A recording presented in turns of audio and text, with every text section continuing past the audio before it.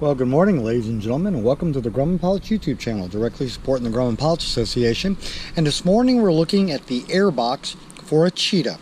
Now, the Cheetah is the only one that has an airbox like this. The Traveler is different, and as well is the Tiger, which has a completely different banjo.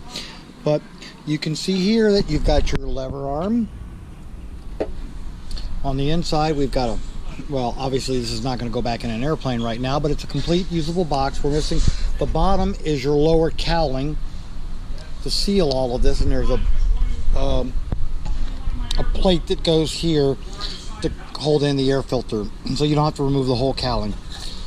Removing the wasp nest. But what I really wanted to get to is the donut. It's a rubber flexible donut, and the donut takes some abuse, especially when you remove the lower cowling and then you leave this hanging on the airplane.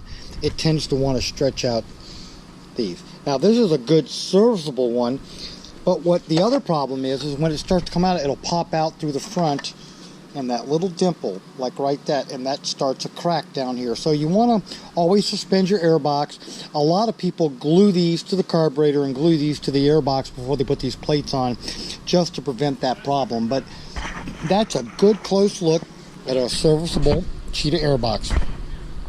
Hope you found all this useful and informative. Thank you for watching. Oh, and by the way, while we're on the rubber boots, the factory has sent theirs off now, the mold, to a new company to begin making them.